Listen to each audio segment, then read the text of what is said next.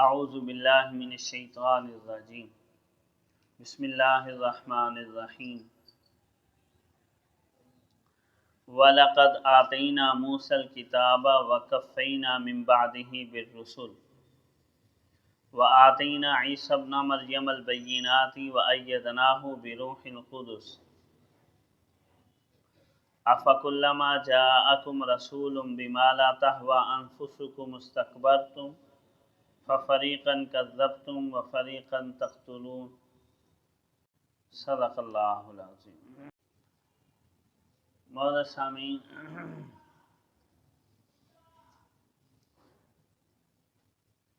بنی اسرائیل کی قومی کوتاہیاں ذکر کی جا رہی تھیں۔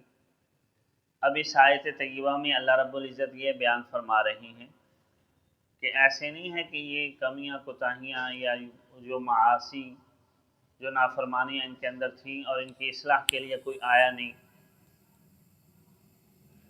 تو اس وجہ سے یہ سخت دل ہو گئے اور نافرمانیوں کے اوپر جری ہو گئے۔ ہمیں ایسی بات نہیں، اللہ رب العزت نے ان کی اصلاح کا بہت زیادہ انتظام کیا۔ انبیاء علیہم السلام کا سلسلہ برابر ان کے اندر چلتا رہا۔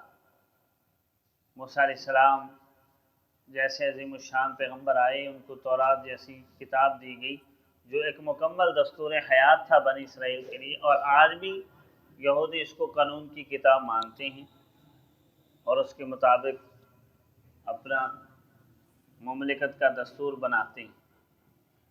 اور موسیٰ علیہ السلام کے بعد پے در پے اللہ تعالیٰ نے انبیاء علیہ السلام بھیجے، لیکن انبیاء کی بات ماننے کی بجائے اپنے نفس کی پیروی میں لگے رہے۔ اللہ تعالیٰ فرماتے ہیں وَلَقَدْ آتَيْنَا مُوسَى الْكِتَابَ، ہم نے موسیٰ علیہ السلام کو کتاب عطا کی۔ کتاب سے مراد تورات ہے، اور قرآن کریم میں دوسری جگہ اس کتاب کو ہدایت اور نور کہا گیا ہے۔ خود یہود اس کی عظمت کے قائل ہیں، تو ہم نے ایک عظیم شان کتاب ان کو عطا کی موسیٰ علیہ السلام کو۔ وَقَفَّيْنَا مِن بَعْدِهِ بِالرُّسُلِ، اور ہم نے پے در پے ان کے بعد اور انبیاء بھیجے ان کے اندر۔ بنی اسرائیل میں اسرائیلیوں کی اصلاح کے لیے اللہ تعالیٰ نے مسلسل انبیاء علیہ السلام کا سلسلہ جاری رکھا۔ موسیٰ علیہ السلام کے بعد داؤد علیہ السلام آئے، حضرت سلیمان علیہ السلام جو بادشاہ بھی تھے ساتھ، اسی طریقے سے حضرت زکریا، حضرت یحییٰ علیہ السلام علیہ السلام، یوشع ابن نون تو حضرت موسیٰ علیہ السلام کے زمانے کے اندر ہی تھے۔ تو یہ پے در پے انبیاء کا سلسلہ اللہ تعالیٰ نے جاری و ساری رکھا۔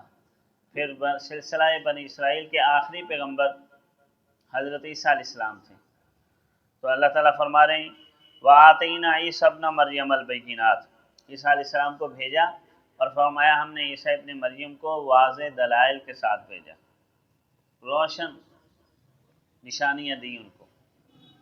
عیسیٰ علیہ السلام چونکہ حضرت مریم کے بطن سے پیدا ہوئے تھے بغیر باپ کے، اللہ تعالیٰ کے کلمہ کن سے پیدا ہوئے، تو جو باپ کے بچہ آتا ہے تو عام طور پر اس کو معاشرے میں عزت نہیں ملتی، تو اللہ تعالیٰ نے ان کو ایسے معجزات عطا کیے، تو انجیل کتاب عطا کی اور ایسے دلائل دیے جس سے ان کی شان اور عظمت خود بخود بڑھ گئی۔ تو ہم نے اللہ تعالیٰ فرما رہے ہیں ہم نے عیسیٰ ابن مریم کو بھیجا واضح دلائل کے ساتھ۔ البینات کے اندر وہ علمی دلائل بھی آ جاتے ہیں، اور عیسیٰ علیہ السلام کو جو اللہ تعالیٰ نے معجزات دیے تھے، مادرزا نبینوں کے آنکھوں پر ہاتھ پھیرتے بینائی آ جاتی، برس کی بیماری والے کا جسم ٹھیک ہو جاتا، مٹی کا پرندہ بنا کر اس میں پھونک مارتے وہ اڑنے لگ جاتا، مردوں کو اللہ کے حکم سے زندہ کر دیتے۔ یہ سارے معجزات عیسیٰ علیہ السلام کو بڑی عظمت والے تھے، اور بڑے سے بڑے حکیم اور دانا بھی یہ کام نہیں کر سکتے۔ پھر حکمت اور دانائی کی گفتگو فرماتے، لوگوں کے مسائل حل کرتے، نورانیت اللہ رب العزت نے چہرے میں رکھی تھی۔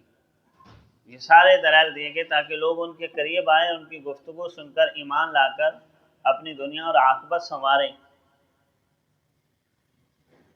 اور آگے فرمایا وَأَيَّدْنَاهُ بِرُوحِ الْقُدُسِ، اور ہم نے مزید عیسیٰ علیہ السلام کی تائید کی روح القدس کے ذریعے۔ روح القدس اسلامی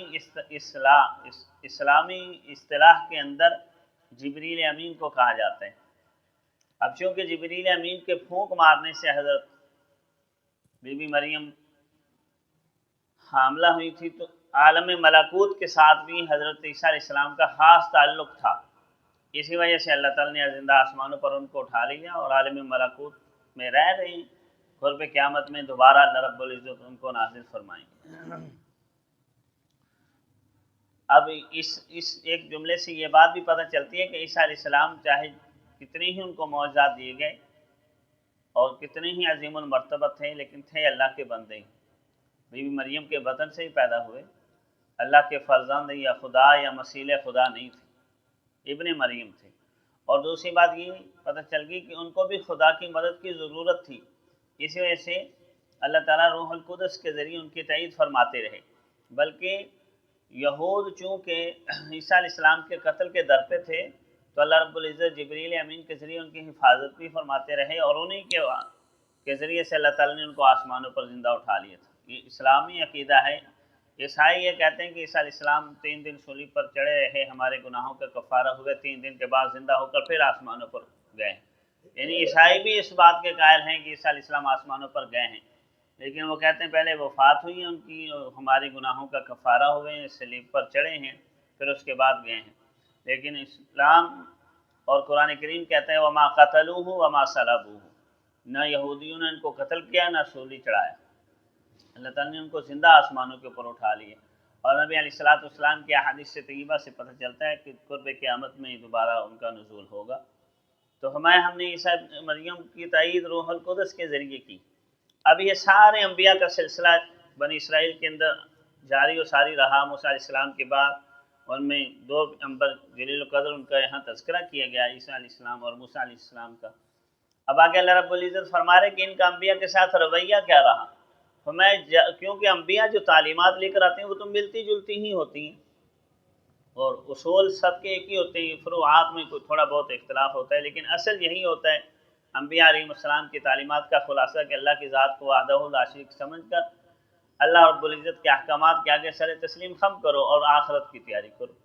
اب اللہ رب العزت فرما رہے جب بھی ان کے پاس، اصل میں ان کے پاس نہیں فرمایا تمہارے پاس، اب یہاں اللہ رب العزت نے انداز گفتگو بدل دیا ہے، یعنی گزشتہ بنی اسرائیلیوں کا تذکرہ کرتے کرتے حضور علیہ السلام کے زمانے میں جو یہود و نصارہ تھے ان کو مخاطب کر دیے کہ تمہارے پاس، تو مطلب یہ کہ تمہارے آباء و اجداد کے پاس آئے، انہوں کا جو رویہ تھا وہی اب تمہارا بھی رویہ ہے، تو گویا کہ انبیاء تمہارے پاس بھی آئے ہیں اور تمہارا کیا رویہ ہے۔ ہمیں جب بھی افکلما جاءکم رسول، جب بھی تمہارے پاس رسول لے کر آئے، بما لا تہوی انفسکم، ایسے احکامات جو تمہارے نفسوں کو نہیں بھاتے تھے، جو تمہاری خواہش کے مطابق نہیں ہوتے تھے، استکبرتم، تو تم اکڑنے لگ جاتے ہیں۔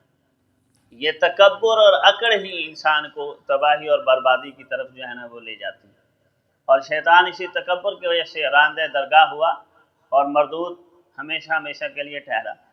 انسان کی یہ کمزوری ہے کہ اللہ رب العزت کے احکامات کے آگے اپنے نفس کو حاکم مانتا ہے، اللہ کی ذات کو حاکم ماننے اور اس کے احکامات کو حاکم مان کر اس کے آگے سر تسلیم خم ہو نہیں، اپنی خواہشات اپنے نفس کے آگے سر تسلیم خم کرتا ہے۔ تو ہمیں جب بھی تمہارے پاس رسول ایسے احکامات لے کر آئے جو تمہارے نفسوں کو نہیں بہاتے تھے، استکبرتم، تم اکڑنے لگ گئے اور اتباع کی بجائے اس انبیاء کے دشمن ہو گئے، اور اتنی دشمنی لی ففریقا کذبتم، انبیاء کے ایک گروہ کو تم نے جھٹلایا، وفریقا تقتلون، اور ایک گروہ کو تم نے قتل کر دیا۔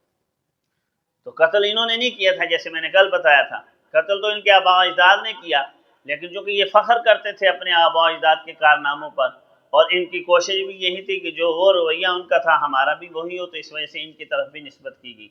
اس وجہ سے یہ بات سمجھ آنی چاہیے کہ اگر ایک آدمی کسی گناہ کا مرتکب ہوتا ہے اور دوسرا اس کا معاون بنتا ہے یا اس کو حل شعری دیتا ہے جس طرح کہتے ہیں، اور اس کے اس گناہ کے اوپر راضی اور خوش ہوتا ہے، تو گویا کہ وہ بھی اس کے جرم میں برابر کا شریک سمجھا جاتا ہے۔ اور ان آیات سے ایک بات یہ بھی پتہ چلتی ہے کہ تکبر ہی اصل بیماریوں کی جڑ ہے، اور خودرائی تکبر اتنی بڑی بیماری ہے کہ اسی تکبر ہی کی وجہ سے انہوں نے انبیاء کی تکذیب بھی کی اور انبیاء کو قتل کرنے کی جو ہے نا وہ در پہ ہو گئے۔ اللہ رب العزت کی ذات ہمیں اپنے نفس کا محاسبہ کرنے، شرعی احکامات کو دل و جان سے تسلیم کر کے ان کے آگے سر تسلیم خم کرنے کی توفیق عطا فرمائے۔ وآخر دعوانا الحمد للہ رب العالمین۔